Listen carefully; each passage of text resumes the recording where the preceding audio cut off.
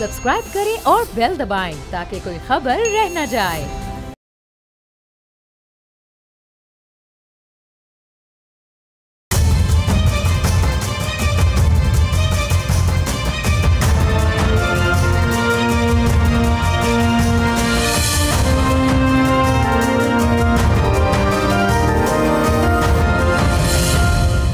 अस्सलाम वालेकुम, आप देख रहे हैं बोल्ड रिपोर्ट्स और मैं हूं बतूल राजपूत। तहरीक इंसाफ ने फाइनली तहरीक की डेडलाइन दे दी है। बानी तहरीक इंसाफ ने एक्स पे एक पोस्ट की जिसमें बताया गया कि 5 अगस्त तक तहरीक की तैयारी होगी। मुल्क के मुख्तलिफ हिस्सों में पहले मोबिलाइजेशन होगी, इसके बाद तहरीक का हतमी मरहला शुरू होगा।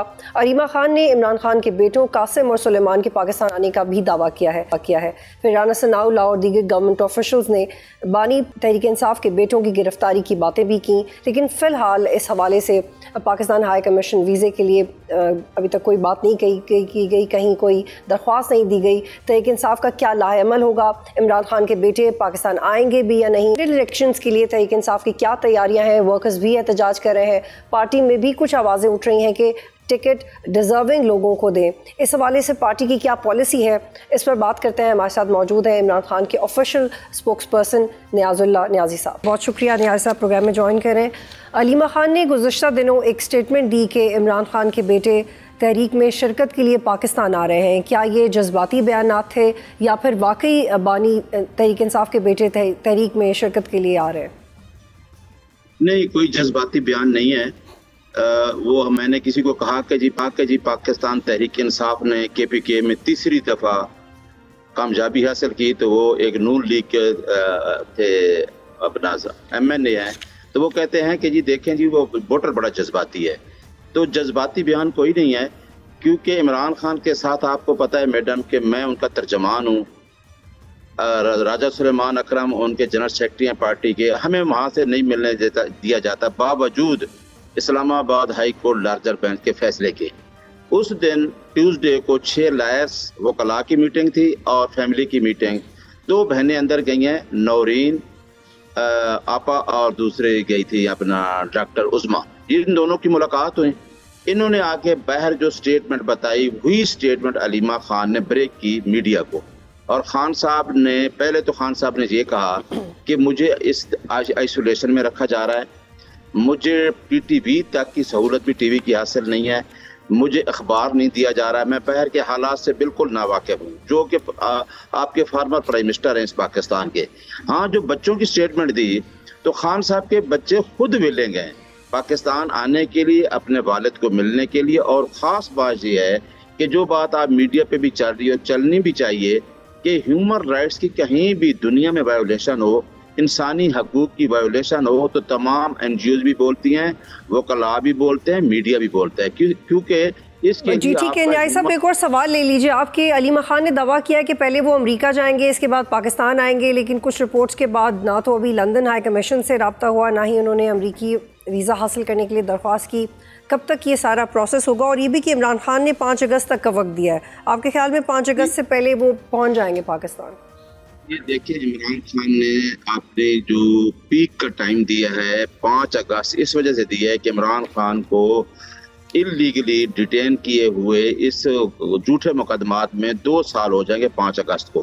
तो इमरान खान ने कहा ये 5 अगस्त पीक का टाइम होगा। और इसी प्रोसेस के दौरान, क्योंकि उनकी मुलाकात अपनी फैमिली से ही है, इमरान खान की फैमिली है, अलीमा खान भी, नौरीन भी, डॉक्टर उज़मा भी, इन्होंने कहा है कि जी वहाँ से उन्होंने आना है, क्योंकि बच्चों से भी बात नहीं कराई जाती, बच्चे बाप से मिलना चाहते हैं। अगर अमेरिका जाते हैं या दुनिया में किसी मुल्क में ही जाते हैं, मेन फोकस करना है कि इंसानी हकूक़ की बदतरीन खिलाफ वर्जी हो रही है कि एक फार्मर प्राइम मिनिस्टर इस मुल्क का, जिसके खिलाफ झूठे मुकदमात और इंसानी हकूक़ तक उनको जायज़ सहूलियात भी नहीं दी जा रही। जी न्याज़ी साहब, वो आपके कंसर्न्स सबको पता है। और इसके एक और इस पे नुक्ता ये ले लें कि क्या वो सियासी रोल के लिए भी आएंगे या सिर्फ अपने वालिद की मोहब्बत में ही आएंगे और मिलने नहीं दिया जा रहा, इसको भी क्लियर कर दें। क्योंकि पहले राना सनाउल्लाह ने कहा कि अगर उन्होंने कोई गैर आईनी काम किया तो उन्हें गिरफ्तार कर लेंगे। रात को गवर्नर KP ने कहा कि यही बात की उन्होंने, और इन बयानात के बावजूद आपको लगता है कि उन्हें पाकिस्तान आना चाहिए? इस तरह अगर रद्द-ए-अमल है गवर्नमेंट का, तो ये है कि अगर वो किसी सियासी रोल के लिए आते, इमरान खान ने पहले दिन से कहा था कि ये मौरूसी पार्टी नहीं है। इमरान खान की किसी बहन अलीमा खान या नौरीन बीबी या डॉक्टर उज़मा के पास कोई सियासी ओहदा हासिल नहीं है। इमरान खान के ख़ानदान में किसी के पास भी कोई सियासी पोजीशन या पार्टी के अंदर पोजीशन, मतलब मैं आपके सामने तर्जमान बैठा हूँ, इमरान खान ने अपनी बहनों को, अपने ख़ानदान को, किसी को भी कोई पोजीशन पार्टी के अंदर नहीं दी हुई। तो ये इल्ज़ाम लगाना राना सनाउल्लाह का कि जी उनके वो सियासत करने आ रहे हैं, वो कोई लीड कर रहे हैं। इमरान खान का एक बड़ा मैसेज आया कि मेरी पार्टी इसको लीड लेकिन याज़िद साहब इसमें दो चीज़ें, एक तो ये कि आप कह रहे हैं कि उन्होंने अपनी बहनों को कोई सियासी रोल नहीं दिया, वो मौरूसी सियासत पे बिलीव नहीं करते। ये सिर्फ अंडरस्टैंडिंग के लिए मैं आपसे पूछूं, इसे क्लियर करें। लेकिन इसके बावजूद उनकी बहनें सियासी बयानात देती हैं, ये कहते हैं गंडापुर ने इमरान खान को माइनस करवा दिया। And on the other hand Shah Mahmood Qureshi के बेटे और बेटी ने तो इलेक्शन लड़ा है, वो तो अपने ख़ानदान से आए हैं सियासत करने। इमरान खान ने ये कहा है कि मैं इस पार्टी को अदारा बनाना चाहता हूँ, उस तरह अदारा बनाना चाहता हूँ जिस तरह मेरा शौकत खानम अदारा है, मेरा कोई रोल नहीं है। उसी तरह अदारा बनाना चाहता हूँ जिस तरह नमर यूनिवर्सिटी, मेरा कोई रोल नहीं है। मैं पार्टी की आदत को कहता हूँ और 8 फरवरी के बाद कह रहे हैं, बार बार कह रहे हैं कि पार्टी जिसने केपी के हर जगह से इलेक्शन लड़ा, 8 फरवरी को लोगों ने इस पार्टी पे एतमाद किया, जो कि वो कि आप कहें कि फॉर्म 47 पे हमारा इलेक्शन भी छीन लिया गया। इदारा बनाने के लिए सॉरी टू कट यू न्याय साहब, आप कर क्या रहे हैं? ये तो आपने बड़ी ज़बरदस्त बात कर दी है, क्योंकि आपके सारे फॉलोअर्स इस बात का इंतजार कर रहे हैं कि पीटीआई करेगी क्या। आपके ऑपोजिशन लीडर जो पंजाब असेंबली के, जब उन्हें हमने अपने प्रोग्राम में बुलाया, उन्होंने कहा ये बड़ी सीक्रेट स्ट्रैटेजी है, प्रोग्राम में नहीं बता सकते, इंतजार करना पड़ेगा। आप भी कह रहे हैं कि इदारा बनाने है, लेकिन एग्जैक्टली आपकी क्या हिकमत अमली है, क्या करने जा रही है पीटीआई? ना इमरान खान बाहर आ रहे हैं, ना आप लोगों में इत्तफाक है, आप लोग अपना स्टेटमेंट्स चेंज कर रहे हैं, ना अपने मुज़ाकरात हो रहे हैं। गवर्नमेंट आपको बार बार ऑफर करती है, बार बार आप ऑफर डिक्लाइन करते हैं, जो आपसे नहीं करना चाहते उनसे आपके करना चाहते हैं। सर आप वाजे कर दें, क्या है आपकी स्ट्रैटेजी? मुझे ज़रा सुन लेना, मैं आपको बताऊं कि पाकिस्तान, हम एक अदलिया की ज़्यादती की जंग लड़े, ये जंग लड़े, ये भी रूल ऑफ लॉ की, आइन की बलदस्ती और कानून की हुक्मरानी की एक जंग है। इमरान खान इसी पे जोर लगाया, ना वो सरमायादार है ना वो जागीरदार है, ये तो आपको बात क्लियर, ना उसकी कोई प्रॉपर्टी बाहर है। राना सनाउल्लाह ने जो बयान दिया है, राना सनाउल्लाह से ये पूछें कि नवाज शरीफ के बच्चे पाकिस्तान क्यों नहीं आते थे, वो तो जहाँ के शहरी थे, इस वजह से नहीं आते थे कि वो जहाँ से सामान चोरी करके, मनी लॉन्ड्रिंग करके बाहर बैठे थे। और इमरान खान के बच्चे पहले कहते हैं कि क्यों आते नहीं बाप को मिलने के लिए। अब अगर वो आते हैं तो ये इल्जाम है कि इमरान खान के बेटे क्यों आ रहे हैं। मुझे ये समझ नहीं आती कि ना उनका कोई इसमें इंटरेस्ट है, वो अपने बाप से मिलना चाहते हैं, ना कोई उनकी जहाँ पे इंडस्ट्री है ना वहाँ पे है, ना उनका कोई कारोबार है। आपके बच्चे तो बाहर ही बैठ रहे, उधर तक नहीं आए, जितने तक आपको सेफ एग्जैक्ट मिल नहीं गया और आपको फॉर्म 47 पे लेके आए। ये तो बिल्कुल आपने वाजे कर दिया कि मिलना चाहते हैं, पर्सनल रीजन है, बिल्कुल मिलना चाहिए। मेरा ख्याल है तो वैसी कोई इंसानी बुनियादों पे तो कोई मना नहीं करेगा, सियासी तौर पे सवाल हो रहा है। अब मेरे सवाल सर जो मैंने आपसे किया था उस पर आ जाए कि कैसे बनाएंगे आप इदारा? पीटीआई को इदारा बनाना चाहते हैं तो sounds like music, but how? मैं बताता हूँ, आपने कहा ना, आपको एक दो मिसाल दे रही हैं। आपने देखा है कि तहरीक पाकिस्तान ने 8 फरवरी में खान साहब अंदर बैठे थे, अदारा इस तरह होता है। खान साहब के वोटर ने जब बल्ला हमसे रात को छीन दिया गया तो आज़ाद इलेक्शन के उसी रात को लोगों को जो इलेक्शन कमीशन ने जो ज्यादती की कि जिस तरीके से निशान आए, किसी को बैंगन दिया, किसी कुछ दिया, नियाज़ी साहब देखिए वो जो बहस है ना, और वो जो एक वो जो सर थोड़ा सा प्रेजेंट में आ जाए ना, वो तो बिल्कुल आपकी बात से कोई इनकार है नहीं, आपके कंसर्न्स अपनी जगह, इलेक्शन कमीशन का रोल अपनी जगह, वो उस पर तो डिसएग्रीमेंट नहीं है। लेकिन अब आपकी अपनी हिकमत अमली क्या, आप किसी से बात करने को तैयार नहीं है। अब 8 फरवरी को जाके टाइम मशीन के जरिए तो रिवर्स नहीं कर सकते, उसके बाद जो करना है आपने खुद करना है। मैं जल्दी दोनों बातों का जवाब दूं। अदारा ये होता है कि एक आदमी के पास कोई विजडम होता है, कोई उसके पास मंशूर होता है। इमरान खान मंशूर जब कहता है अपना, तो वो उसका कहते हैं कि जी इमरान खान रियासत मदीना की बात करता है। फलाही रियासत क्या होती है? फलाही रियासत का वही कंसेप्ट है जो मगरब ने अडॉप्ट किया, जहाँ ये जाके बिल्डिंगें बना रहे हैं और जहाँ के बैठे हैं। दूसरी बात यह है कि इमरान खान ने, आपने कहा कि जी आप क्या चीज़ लेके आ रहे हैं इस प्रोटेस्ट के लिए। हमने जो प्रोटेस्ट करना है वो करना है कि हमारा मैंडेट चोरी हुआ है। क्या हम कहाँ जाके बात करें? जब हम अदालतों में बात करते हैं, जब हम जिस जगह पे जा रहे हैं, आप री-इलेक्शंस की बात करें, यानी कि जो तहरीक चल रही है, नियाज़ी साहब क्लियर कर दें, क्या आप ये कहेंगे कि दोबारा इलेक्शंस करवाएं? ये आपकी हिकमत अमली है? नहीं, आपने कहा ना मुज़ाकरात नहीं करते, अब वो बात मुझसे रहेगी। मुज़ाकरात वाली बात क्या थी कि 2 दफ़ा मुज़ाकरात की बात की तो हमने कहा, हमारी कमेटी बनी कि हम इमरान खान से जो पार्टी को हेड कर रहे हैं उससे मिलना चाहते हैं, वहाँ मुलाकात की इजाज़त नहीं दी जाए, किसी को नहीं दी जाती। जब सलामती कौंसिल का इजलास बुलाया तो हमने कहा इमरान खान से मुलाकात करने के लिए, वो एक फॉर्मर प्राइम मिनिस्टर है, उसकी इनपुट लो, उससे मुलाकात नहीं कराई जाती। आप क्या कहती हैं कि हम 447 के लोगों के साथ मुज़ाकरात करें, जिसको आपने मैंडेट नहीं दिया, जिसको अवाम ने मैंडेट नहीं दिया, उनके साथ बैठ के आज जो 17 सीटें पे बैठे हैं उनसे हम क्या मुज़ाकरात करें। इमरान खान ने कहा कि मैं मुज़ाकरात करता हूं एस्टेब्लिशमेंट से, उससे भी इस तरीके करूंगा कि मुल्की मफाद में, अगर कोई मुल्की मफाद के इंटरेस्ट की बात है। लेकिन नाज़िर साहब, ये तो बात आप कह रहे हैं ना, ये तो बात आप कह रहे हैं। अभी फैसल चौधरी भी थे मेरे प्रोग्राम में 1-2 दिन पहले, उन्होंने कहा देखिए मैं भी पीटीआई हूँ, मेरा ये पॉइंट ऑफ व्यू है। यही तो आपकी पार्टी का मसला है कि आप लोगों की राय अलग अलग है। शाह महमूद कुरैशी का खत आता है कोट लखपत से, फिर यास्मीन राशिद का खत आता है कि मुज़ाकरात करें, मुज़ाकरात में शामिल करें। सर वो exactly 1 person is not PTI. आप लोग इतना बटे हुए हैं कि आप, इसीलिए आपका पॉइंट आगे नहीं पहुंचता। न्याजी साहब, यही तो डिबेट है। अगर जेल से लोगों का खत आता है, अगर पार्टी के अंदर से चीजें, मैंने एक चंद दिन पहले मेरा डॉन में कॉलम भी आया था कि ये इमरान खान के खिलाफ जितनी पॉलिटिकल इंजीनियरिंग हुई है, जुडिशरी के जरिए हुई है, इवन देन अंदर से भी लोग अगर कंप्रोमाइज हैं चीजें, तो ये एक आदमी को सिस्टम माइनस करना चाहता है। ये मैंने कहा था, सिस्टम उसको माइनस करना चाहता है। अच्छा, ये तो फिर आप एक बड़ी बात कह रहे हैं कि आपकी अपनी पार्टी के अंदर मरवत साहब जैसे लोगों के जाने के बाद भी लोग कॉम्प्रोमाइज्ड हैं। कौन कॉम्प्रोमाइज है आपकी पार्टी में? सर आपने मुझे मिसाल दे दी कि फलां वकील, मेरा किसी से कंसर्न नहीं है। मेरा कंसर्न है बतौर तर्जमान एक आदमी से, इमरान खान से। और इमरान खान का जो पॉलिसी है, जो विजन है, बड़ा क्लियर कट है। ठीक है, इमरान खान ने तब तो कहा कि जो चल सकता है मेरे साथ चले, जो नहीं चल सकता ना चले। और इमरान खान का जो विजन है उसके लिए वर्कर साथ खड़ा है, अवाम साथ खड़ी है। इमरान खान आज आप उठा के देख लें बतूल, आपके पास न्याय साहब, आपके पास न्याय साहब इसका बड़ा वाज़ेह जवाब दीजिएगा, हाँ या ना में। क्या पीटीआई के पास कोई स्ट्रेटजी है इमरान खान को जेल से बाहर निकालने की? कोई आपने आपस में बात की हो कि हम ये करते हैं, उससे बात करते हैं, फलां केस पे रीवर्क करते हैं, एनीथिंग? हम आइन पे बिलीव करते हैं, हम कानून पे बिलीव करते हैं, हम रूल ऑफ लॉ पे बिलीव करते हैं। हमारे लीडर ने भी यही कहा कि मेरे खिलाफ जितने मुकदमात हैं वो मुकदमात बनाए भी झूठे हैं, जिनमें आपको पता है इद्दत जैसे भोंडे केस और साइफर जैसा केस जो पूरी दुनिया को मशहूर है। न्याज़ी साहब, आप लोग मुज़ाकरात के खिलाफ जा रहे हैं। मुज़ाकरात तो जंगों में भी होते हैं। नून लीग बहुत बुरी होती होगी, फॉर्म 47 की गवर्नमेंट होती होगी, लेकिन है तो पाकिस्तान पे वो हमला तो नहीं किया ना जितनी मुखालफत आप मुज़ाकरात की करें। तो सर मुज़ाकरात तो कर ही सकते हैं एथिकली। कट कर लिए। मैं आपको बता दूं कि हम अदालतों पे यकीन करते हैं। हम कहते हैं कि अदलिया की आज़ादी को जिस तरह 26वीं तरमीम में अंडरमाइन किया गया है, इसके बावजूद हम चाहते हैं कि अदलिया आज़ाद फैसले करें। हम नहीं कहते हमारे हक में दें, हम निकलें या ना निकलें, हम अदलिया के ऊपर बिलीव करते हैं। और अदलिया के जरिए हमारा केस, जो जितने केस हमें सुने गए उनमें हमारी कुटल हुई है, उनमें हमारी बेलें हुई हैं, क्योंकि केसों में कुछ है नहीं। तो ये वो समझते हैं कि शायद कंप्रोमाइज करके इमरान खान ये बता, आपका नुक्ता आ गया। ये बताइएगा कि क्या इस एहतजाज के जरिए आप गवर्नमेंट गिरा पाएंगे? क्या ये आपके प्लान का हिस्सा है?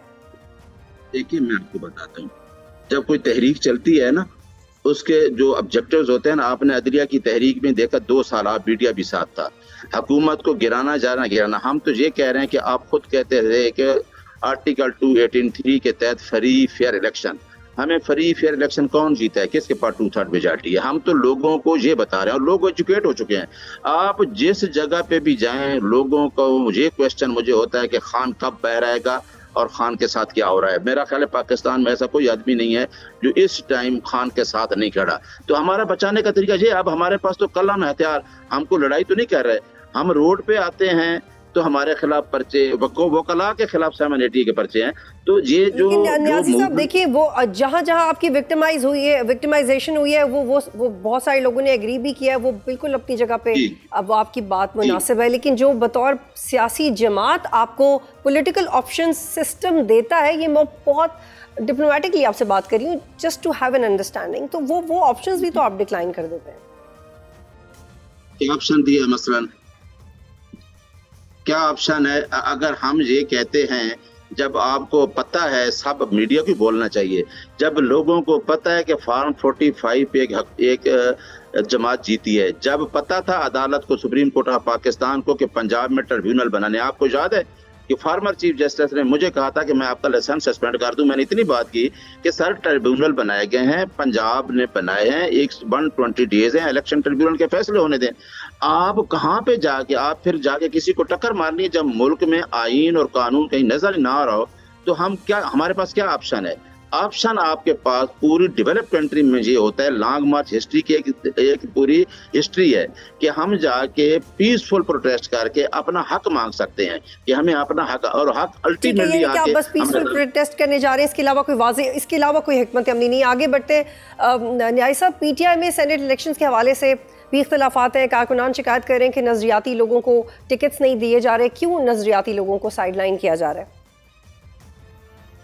बिल्कुल नहीं होने चाहिए, मैं आपकी बात से एग्री करता हूं, और बिल्कुल खान भी यही कहता है कि नजरियाती लोग जो हैं मेरे, और जो मेरे साथ 96 से लोग चल रहे हैं, और खसूसन आप ये अब नहीं होंगे, जब भी खान बाहर आता है ये चीजें खत्म हो जाएंगी, क्योंकि अब पता चल गया कि अगर परवेज खट्टर को एक वर्कर हरा सकता है, तो खान ने मुझे बताया 6 फरवरी 2023 को, 2 दिन पहले इलेक्शन के, कि जो मैंने तहरीक और जो मैंने मिशन शुरू किया था अब मैंने अचीव कर दिया, अब मुझे इलेक्टेबल जब कई लोगों की जरूरत नहीं है, मेरा राब्ता डायरेक्ट आवाम। Mohammad Afridi deputy chairman senate रहे हैं, पार्टी वर्कर्स कह रहे हैं कि इनकी पार्टी के लिए कोई खास खदमात नहीं है, फिर भी उन्हें सेनेट का टिकट दिया जा रहा, क्या ऐसे टिकट देना चाहिए? और कोई लिस्ट फाइनल हुई है कि किस किस को टिकट दिया जाएगा? पता किसको दे रहे हैं क्या, क्योंकि ये केपीके के जो हमारे, देखिए हमारी अभी क्यादत है, क्यादत फैसले कर रही है बैठ के पार्टी के, लेकिन मेरा मैसेज ये है कि खान के विजन के साथ जो आदमी खड़ा है, जो चाहता है कि ये मेरा मिशन नहीं होना चाहिए कि खान का ये मिशन है, ये तो मैं बैठ के हम कह देते खान वजीर आजम बनेगा। खान का तो मिशन ही ये है कि मैं इस मुल्क में ऐसा निज़ाम लेके आऊँ जिसमें एक रियासत में 2 दस्तूर खत्म हो जाए। बहुत शुक्रिया नियाजुल्लाह नियाज़ी साहब, तर्जुमान बानी तहरीक इंसाफ प्रोग्राम में ज्वाइन कर रहे थे। यहाँ पे एक ब्रेक लेते हैं, फिर वापस आएंगे।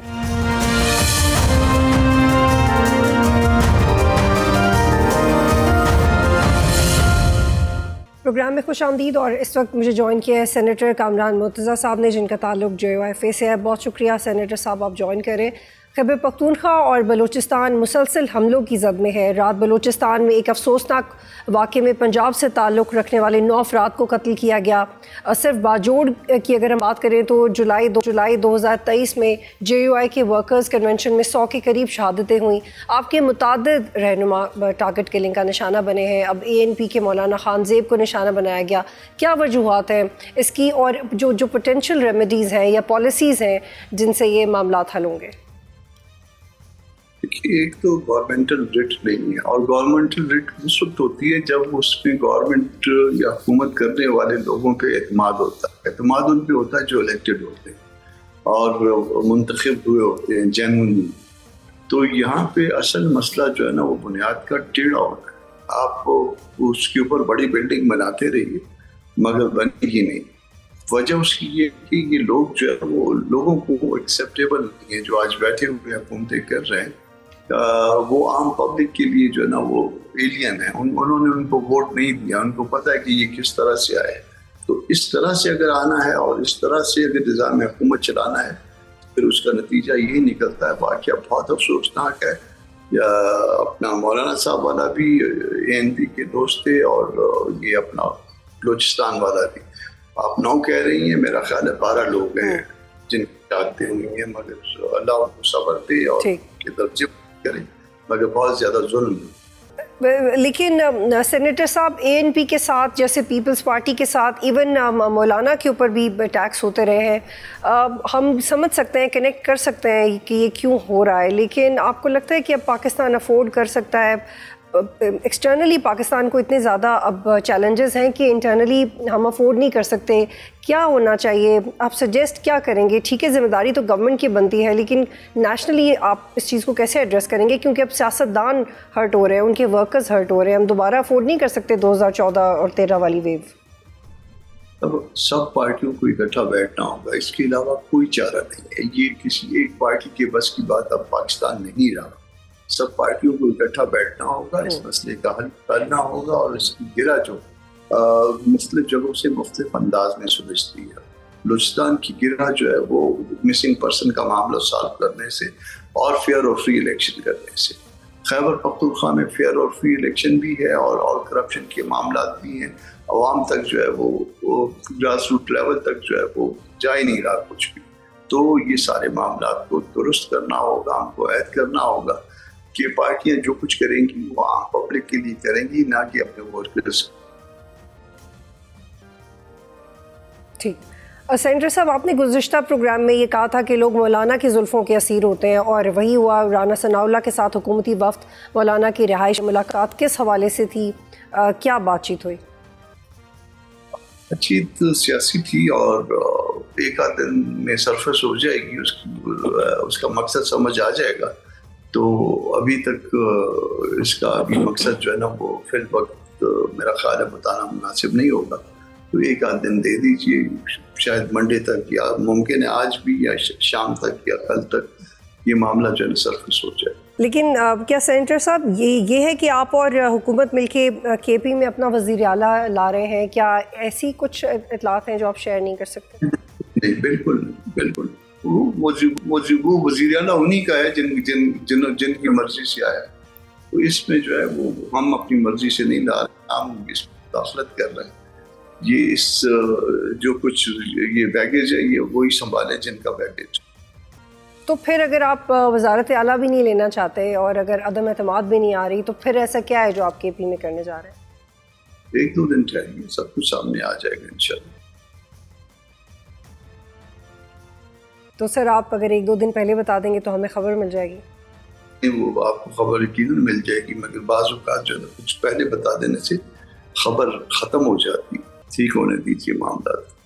चलिए ठीक है, इतना बता दें कि जो भी आप करने जा रहे हैं, क्या उसका इफेक्ट सेंटर में भी होगा या वो सूबे की हद तक ही रहेगा?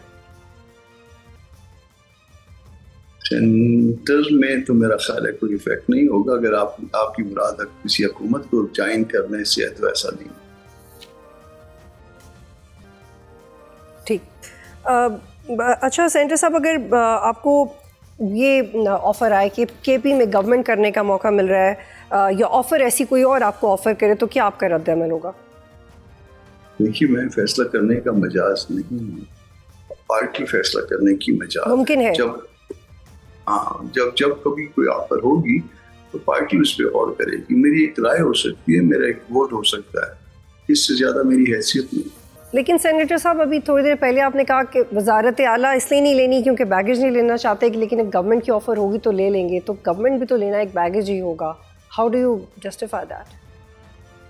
वो उसमें ये बात जो है ये ज़ेर गौर नहीं आई। आपने राना सनाउल्लाह वाले उसमें विजिट के हवाले से सारी बात कर रही थी, तो ये बात जो है उसमें कहीं पे ज़ेर गौर नहीं थी।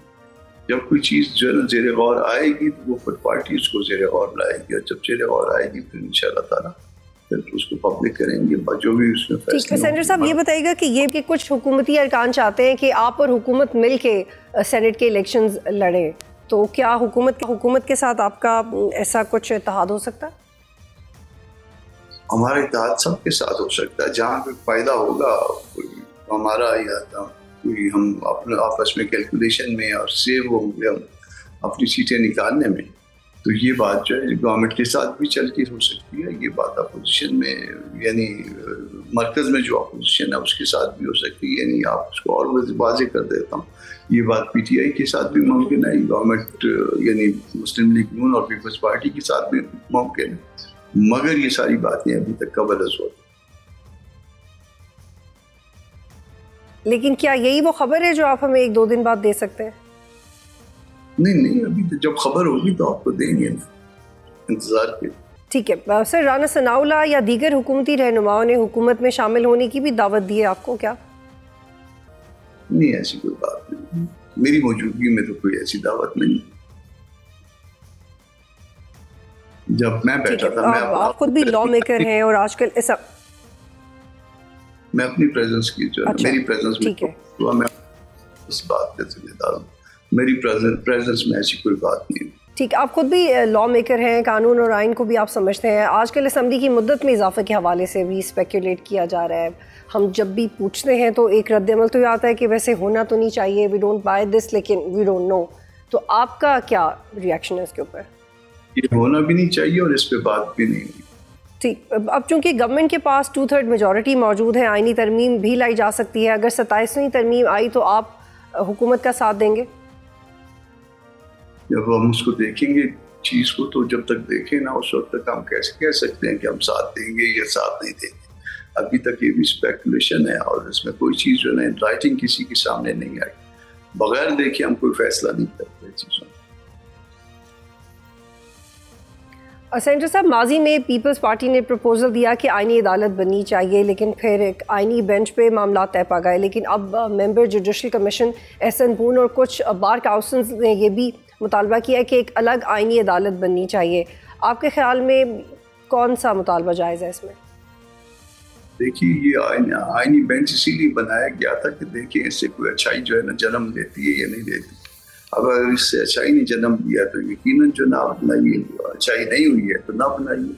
अब ये केस जो ना आम लोगों ने करना है, पब्लिक ने करना है, वकीलों ने करना है, और इसको देखें कि इससे जो ना इस आईनी बेंच के नतीजे में कोई अच्छाइयाँ आई हैं निज़ाम में, आपके ममलिकत के कोई केसेस कम हो गए, कोई और मामला सीधे हो गए, फिर तो इसको लेके चलिए, अगर बड़े अलग अदालत बना लीजिए।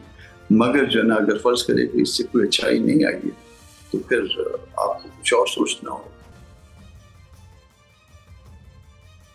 और अगर इस तरह की कोई कानून साजी होती है तो आप इसके खिलाफ वोट देंगे? जब कानून आएगा तो फिर उसको देख के वो फैसला करेंगे ना कि खिलाफ वोट देंगे या नहीं। अभी तक तो कानून आया नहीं कर, तो हम मफरूजे पे। अच्छा सेंटर साहब, चूंकि आप ये कह रहे हैं कि वो कितना सही या बुरा करती है सिस्टम के लिए, वो भी देखना होगा, लेकिन चूंकि आपको कानून का बहुत पता है, ये बताइएगा कि वो जो डिबेट उठी थी कि कॉन्स्टिट्यूशनल अदालतें या बेंचेस इसलिए बनेंगे कि एक तरफ लॉ की इंटरप्शन होती रहे और दूसरी तरफ सियासी मुकदमात हो, कि अब तक हम इस डिबेट से बाहर आ गए हैं या अभी तक उसी में फंसे हुए, इसलिए ये ऐसी तजावीज़ सामने दोबारा आ रही हैं? तजवीज़ देने वालों को बताना होगा ना, तो तजवीज़ क्यों दे रहे हैं। जो तजवीज़ दे रहे हैं अभी तक तजवीज़ देने वाला कोई सामने नहीं है। बहुत शुक्रिया सेनेटर कामरान मुर्तज़ा साहब, प्रोग्राम में ज्वाइन कर रहे थे। यहाँ पे एक ब्रेक लेते हैं, फिर वापस आएंगे।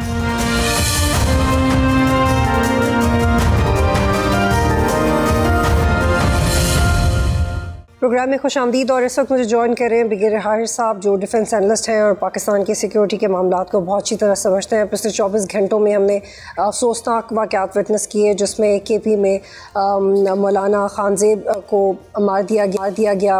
ANP के दीगर रहनुमा को हम पहले देख चुके हैं कि उन पर अटैक किया जाता रहा है, और अब फिर ये टारगेट किलिंग शुरू हो गई है। On the other hand Balochistan में भी बस से लोगों को उतार के उनके शनाख्ती कार्ड चेक करके ये डिटर्मिन करके कि वो पंजाब से और फिर उनको मार दिया गया। ये फ्रीक्वेंसी आने वाले दिनों में बढ़नी जा रही है, या हमारी क्या तैयारी है? गिर साहब, सर ये बहुत दो ऑफुल वाक़यात हुए, लेकिन दोनों पैरेलल वाक़यात हुए हैं। What does that show? ये एक तो सबसे बड़ी बात ये है कि जो ये रॉ और इंडियन हुकूमत है और अजीत डोभाल जो है, इनको जिस तरीके से मार्केट हक में इनको शिकस्त करनी पड़ी है, इनका मुंह काला हुआ है, इनको सीमत हुई है, अपनी अवाम में इनको बहुत रुसवाई हुई है। अब उसका बदला लेने के लिए अपनी प्रॉक्सीज को यूज कर रहे हैं। फिर हिंदुस्तान ख्वारिज को ये इस्तेमाल कर रहे हैं और अभी ज्यादा इंटेंसिटी कर ली है, जिसकी वजह से ये प्रॉब्लम शुरू हुई है। लेकिन आपके सामने अभी हमने 3-4 दिन पहले देखा हो तो इन्होंने जब खातम खेल में 30 लोग इंफिल्ट्रेट कर रहे थे, हमने वो सारे के सारे इनको आने दिया, 3 सेट की जगह पे इनको अंदर करके तमाम को मारा। लेकिन बात यह है कि इसके लिए हमें 3-4 प्रॉन्ग स्ट्रेटेजी चाहिए। बतूल इशू ये है कि सिर्फ इंटेलिजेंस बेस्ड ऑपरेशन हम कर रहे हैं, फौज तो अपना काम कर रही है और इसको हमने बड़ी इंटेंसिफाई किया हुआ है, लेकिन साथ ही साथ आपको जो हम कहते हैं स्टिक एंड कैरेट, दोनों चीजों की जरूरत है। आपको जो नेशनल पॉलिटिकल पार्टीज हैं उनसे हुकूमत को, फेडरल गवर्नमेंट को चाहिए कि कोयटा में आए, ऐड के उनसे बात के, डॉक्टर मालिक हैं और और मॉडरेट लीडर्स हैं, उनसे सुनेंगे इनमें क्या तहफ़्फ़ुज़ात हैं, क्या प्रॉब्लम है, वाई दे डूइंग इट और why they following prey to hostile intelligence. ज़ाहिर है कि सोशो इकोनॉमिक प्रॉब्लम भी है, गुर्बत भी है, एक यंग लड़का है, जॉब नहीं है, माँ बाप बूढ़े हैं, बहन की शादी करनी है, भाई की तालीम है, इंटेलिजेंसी ये रॉ ये जाकर वो नॉलेज देते हैं और वो 30-40 हज़ार में तो वो धमाका कर देते हैं, इससे एक्टिविटी करते हैं। फिर बलोच कौमी यकजहती जो कमेटी है वो आप देखें वो साथ मिली हुई है। तो ये चीज़ों के लिए हमें एक बहुत सोशो इकोनॉमिक पैकेज चाहिए। इंटेलिजेंस ऑपरेशन हम कर जी बिल्कुल ब्रिगेडियर साहब, ये आपने बहुत वैलिड नुक्ता उठाया है। और कुछ अर्से पहले हमारे साथ अनवार काकर साहब भी थे प्रोग्राम में और उन्होंने एक बड़ा वो वज़न रखती है उनकी बात। उन्होंने कहा कि अगर मीडिया और रियासत खुद निशानदही कर दे और लोगों की, जिसमें उन्होंने कुछ लोगों का नाम भी लिया, तो ये बहुत इजी हो जाएगा उनके खिलाफ एक्शन लेना। अब देखिए, अगर रियासत का ये पॉइंट ऑफ व्यू है और लोगों की निशानदही हो रही है, इसके बावजूद उसी तरह के वाक़यात के रिपीट होना इस बात की निशानी है कि जो दूसरी तरफ है वहाँ से भी गिव अप करने को तैयार नहीं है या वो डी स्ट्रेंथन नहीं हो रहा है। देखिए, इसमें बात है ना कि अब खाली ब्रिटिश गवर्नमेंट और फौज की रिस्पॉन्सिबिलिटी नहीं है, पहली गवर्नमेंट को चाहिए एलिमेंट ऑफ नेशनल पावर्स हैं वो चाहिए। लीगल स्पेक्ट्रम जो है, इनको पैसा कहाँ से आता है, पैसा हुंडी के थ्रू कहाँ से आता है, इलीगल स्मगलिंग होती है उसका पैसा आता है इनको, ये सारी चीजें हमें मिलकर रोकनी है। और इसके लिए जब तक आप एक पॉलिसी पॉलिसी बनाएंगे, और मैंने देखा कि फेडरल गवर्नमेंट की 8-10 लोगों की कॉम्पिटिटिव टीम जो है वो गई है बलूचिस्तान, बैठ के बात की है कि फंड उनको फाइनेंशियल प्रॉब्लम दूर की जाए। जिन लोग अगर किसी की जमीन है और वहाँ पर उनके पास पानी नहीं है तो उसको कोई ट्यूबवेल लगा के दे दें, कम्युनिटी ट्यूबवेल लगा के दे दें, या मवेशियों के लिए उनको पैसा दे दिया जाए। लेकिन जब तक अब उनको फाइनेंशियल सपोर्ट नहीं देंगे ये मसले हल नहीं होंगे। और साथ ही साथ हमें सख्ती से अफगान गवर्नमेंट से बात करने की जरूरत है कि जी आपको हमने कमिटमेंट दी थी दोहा एग्रीमेंट में, क्या वो सार्वजनिक किसी को इस्तेमाल नहीं करने देंगे, अब आपके सामने इस्तेमाल कर रहे हैं। हम वीकेंड कल देंगे, ये देखें ये जगह पे जो है ये रॉ ट्रेनिंग करवा रही है BLF को और खातियों को, हिंदुस्तान को। हमें पता है यहाँ इनका एम्यूनिशन डंप है, यहाँ इनकी कॉन्संट्रेशन है। अगर आप यहाँ पर नहीं जाते allow us we can go use drones. हमारे वहाँ पर लोग भी हैं, हमारे प्लांटेड लोग, they can play help with them. लेकिन अफगान गवर्नमेंट से खुल के बात करें, जाके एक दफा भी चाइना के साथ अपने सामने चाइना में जाके फॉरेन मिनिस्टर अफगानिस्तान का था, हमारे चाइना में फॉरेन मिनिस्टर थे और चाइनीज फॉरेन मिनिस्टर, सब ने मिलकर एक डिसाइड भी किया, सॉफ्टवेयर पॉजिटिव आई है फॉरेन मिनिस्टर की। लेकिन एक फिजिकल मैनिफेस्टेशन चाहिए। जब तक वहां पर ये नहीं करेंगे, मैंने 24 ऑर्गेनाइजेशन वहां पर है, ये तो सूट करता है इंडिया को भी और बाकी दूसरे। लेकिन ब्रिगेडियर साहब, जैसे आप कह रहे हैं कि कोएरेसिव होने की जरूरत है, इससे ज्यादा कोएरेसिव क्या हो कि जो निगरान गवर्नमेंट थी उस वक्त से हम देख रहे हैं कि अफगानिस्तान को लेके बड़े स्ट्रेट फॉरवर्ड पॉलिटिकल बयान दिए जाते हैं। एक नैरेटिव है कि आप के हाँ ही पनाहगाहें हैं, आप रिस्पॉन्सिबल हैं, पाकिस्तान को इन्वॉल्व न करें। फिर इंटेलिजेंस बेस्ड ऑपरेशंस भी होते रहे हैं, मिल के स्ट्राइक्स भी होती रही हैं। इससे ज़्यादा कोएरेसिव क्या होना चाहिए मज़ीद? होना चाहिए कि हमें अमेरिकन से बात करनी चाहिए, हमें चाइना से बात करनी चाहिए, जो इनको फंडिंग भी कर रहे हैं, वो माइन मिनरल्स भी निकाल रहे हैं। अमेरिकन उनको पैसा भी दे रहे हैं, प्लस उनको वेपन एमुनिशन भी छोड़ के आए हैं। सख्ती करें, फाइनेंशियल सपोर्ट को बंद करें। वेपन एमुनिशन हमें प्रेसिडेंट ट्रम्प ने कहा था कि मैं वापस ले गए हैं, लेकिन दे डोंट वांट कि Afghanistan should be peaceful. Afghanistan peaceful हो जाएगा मीन हमारी सेंट्रल एशिया से कनेक्टिविटी हो जाएगी थ्रू अफगानिस्तान के थ्रू पाकिस्तान, और हमारा सीपेक भी बन जाएगा। सीपेक बन जाएगा तो हम बहुत बड़ी इकोनॉमिक रास्ते खुल जाएंगे, खास करके चाइना 8 दिन में आ जाएगा गवादरपुर, वहाँ से इधर सेंट्रल एशिया से आ जाएगा, उनका पूरा जो लॉजिस्टिक है वो चली जाएगी। और हम अगर बीइंग इस्लामिक न्यूक्लियर कंट्री हम इकोनॉमिक तरक्की कर लेंगे। इकोनॉमिक तरक्की करेंगे तो शायद अपने मुल्क को आधा करेंगे, बढ़ देंगे, चुंगल से निकल जाएंगे। This is what they don't want, they want us to remain embroiled in this situation. Indian रॉ जो ये इस पूरे का रिस्पॉन्स ये सब प्लान कर रहा है ये, और ओपनली कहते हैं कि हम अफगानिस्तान में सपोर्ट कर रहे हैं। Unless now we our structures have changed, we have emerged as regional stabiliser. Brigadier साहब, ये लास्टली इस पे भी बात कीजिएगा, जो ANP के लोगों को निशाना बनाया जाता रहा है। इस महीने के शुरू में एक ब्यूरोक्रेट को KP में निशाना बनाया गया, उनके स्टाफ को मार दिया गया। कुछ साल पहले बलोच साहब को, हारून बलोच साहब को एक दिन पहले मारा गया। कल यही वाक़या पेश आया। अगर कोई फैमिलीज़ या पॉलिटिकल ख़ानदान टारगेटेड हैं तो आपको लगता है कि उसके हवाले से कोई ख़ास इक़दाम किए जाने चाहिए? क्योंकि कुछ पार्टीज़ तो बहुत अंडरस्टूड हैं कि उन पे अटैक होंगे। पीपल्स पार्टी पे एक ज़माने में उतरे, मौलाना की पार्टी पे उतरे, और ANP में तो शायद चंद सियासतदान बचे हैं सियासत करने के लिए। कोई थ्रेट है उनको तो वैसे प्रोटेक्शन देनी चाहिए। प्लस बात ये है कि इट हैज टू बी या एक ऑल पार्टीज कॉन्फ्रेंस कर लें। प्रॉब्लम ये है ना कि हुकूमत की रिस्पॉन्सिबिलिटी कि वो इनिशिएटिव ले। हुकूमत इनिशिएटिव लेती है, वो अगर आपने एक पार्टी को दीवार से लगाया हुआ है तो कम से कम आप उसको मीट पे मिलाने के लिए कम बुलाए, बैठ के तो चले बड़ी पार्टी तो है, उसका वोट बैंक तो है, आप उसको भी बुलाएं और बैठ के इकट्ठे एक मुज़ाकरात करें और फिर एक लायमल बनाएं। दुनिया को पता चले कि पूरी कौम इकट्ठी है टेररिज्म से कंटेस्ट करने की। बिल्कुल, अब यही बात कामरान मुर्तज़ा साहब ने भी कही थी कि एक नेशनल पॉलिसी बनाने की ज़रूरत है। बहुत शुक्रिया आप बीर हारिस नवाज साहब प्रोग्राम में। आज तक के लिए इतना ही। प्रोग्राम देखने का शुक्रिया। अल्लाह हाफ़िज़।